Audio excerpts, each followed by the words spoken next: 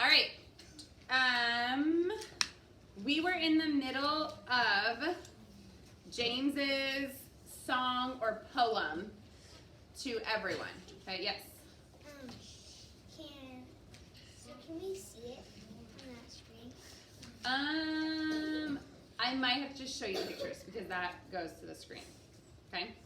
All right. So he was talking about the glowworm. Okay. And now we're moving on to talk about someone else. And, oh no, we did talk about Miss Spider too, sorry. And we talked about the ladybug.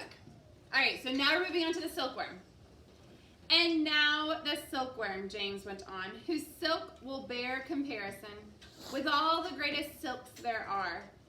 In Rome and Philadelphia, if you would search the whole world through, from Paraguay to Timbuktu, I don't think you would find one bit of silk that could compare with it.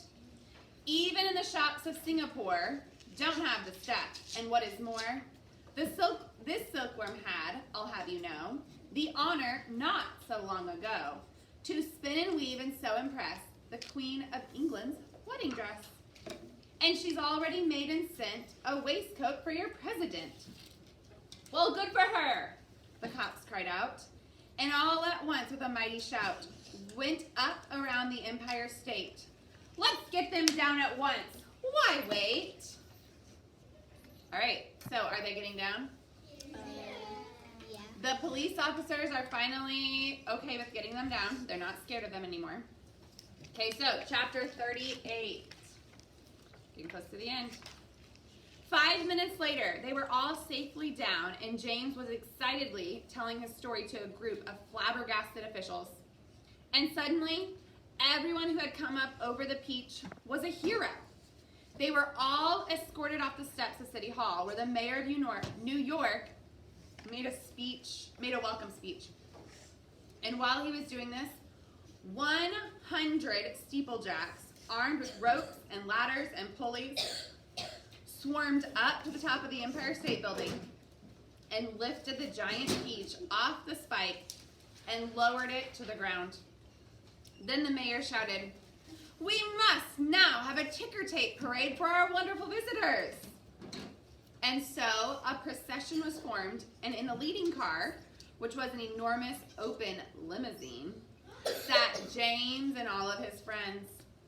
Next came the giant peach itself. Men with cranes and hooks had quickly hoisted it onto a very large truck. And there it now sat, looking just as huge and as proud and brave as ever. There was, of course, a bit of a hole in the bottom of it where the spike of the Empire State Building had gone in. But who cared about that? Or indeed about the peach juice that was dripping out of it onto the street. Behind the peach, skidding about all over the place in the peach juice, came the mayor's limousine. And behind the mayor's limousine came about 20 other limousines carrying all the important people of the city. And the crowds went wild with excitement. They leaned out of windows of the skyscrapers, cheering and yelling and screaming and clapping and throwing out bits of white paper and ticker tape. And James and his friends stood up in their car and waved back at them as they went by. Then a rather curious thing happened. The procession was moving slowly along Fifth Avenue when suddenly a little girl in a red dress ran out from the crowd and shouted, "Oh, James, James, could I please just have a tiny taste of your marvelous peach?" "Help yourself," James shouted back. "Eat all you want. I won't keep it forever anyways." Does anyone see a problem with this? One little girl ran up, and now she wants to have a taste of the peach. Liam, what do you think? She knows his name. She knows his name? Okay, what do you think, Eleanor? 100 other people are going to come and ask. Yeah, what happens when one of you asks me to go to the restroom? Then what happens to the rest of you guys? Then suddenly everyone has to go to the restroom. It's so weird. I know, right? All right. No sooner had he said this than about 50 other children exploded out of the crowd and came running onto the street. "Can we have some too?" they all cried. No. "Of course you can," James answered. "Everyone can have some." The children jumped onto the truck and swarmed like ants. all over the giant peach, eating and eating to their heart's content. And as the news of what was happening spread quickly from street to street, more and more boys and girls came running from all directions to join the feast. Soon, there was a trail of children a mile long chasing after the peach. Really, it was a fantastic sight. So, to some people, it looked as though the Pied Piper of Hamelin had suddenly descended upon New York. And to James, who had never dreamed there could be so many children as this in the world, it was the most marvelous thing ever. Because remember, all he wanted to do was go to the beach and play with other kids. Do you guys remember that? Yep. Back whenever he was living with Aunt Sponge and Aunt Spiker, and they didn't let him. So all he wanted to do was play with other kids, and he was never allowed to. So this is like awesome to him. By the time the procession was over, the whole gigantic fruit had been completely eaten up. And the only thing left was the big brown stone in the middle. And it was licked clean by 10,000 eager little tongues and was left standing on the truck. All right, chapter 39. Last 2 pages. And thus the journey ended. But the travelers lived on. Every one of them became rich and successful in the new country. The centipede was made vice president in charge of sales at a high-class firm of boot and shoe manufacturers. Wow. Why did the centipede get to work at a shoe and boot manufacturing? Yes. Because he always polished his boots. Yeah, he always polished his boots, and he had so many boots. The earthworm, with his lovely pink skin, was employed by a company that made women's face creams to speak on commercials on television. The silkworm and Miss Spider, after they had both been taught to make nylon thread instead of silk, set up a factory together and made ropes for tightrope walkers. The glowworm became the light inside of the torch on the Statue of Liberty, and thus saved a grateful city from having to pay a huge electricity bill every year.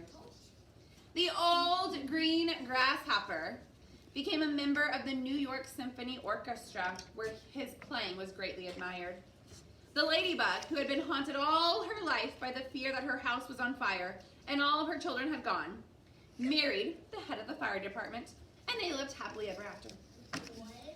And as for the enormous peach stone, it was set up permanently in the place of honor of Central Park and became a famous monument. But it was not only a famous monument, it was also a famous house.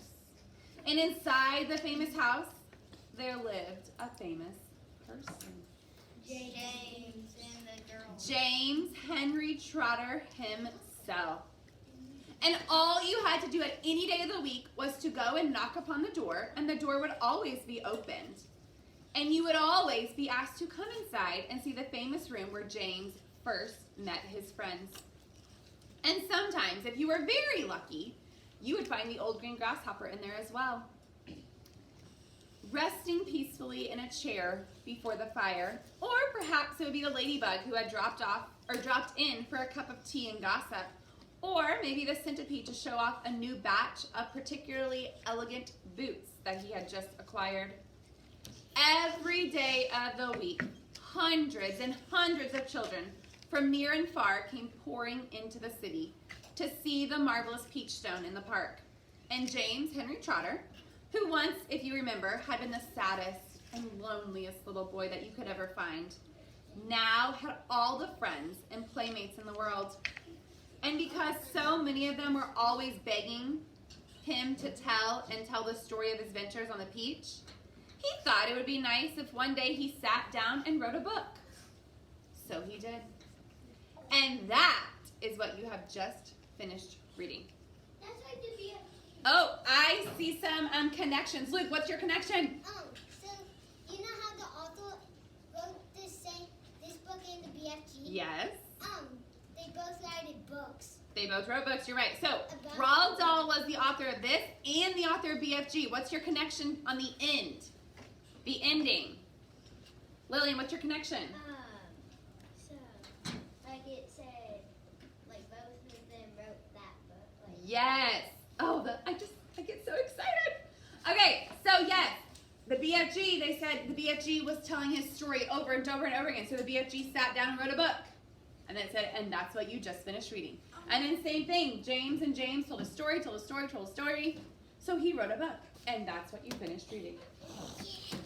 How cool. All right, if you guys want to say hi to Austin, you can say hi real quick. All right.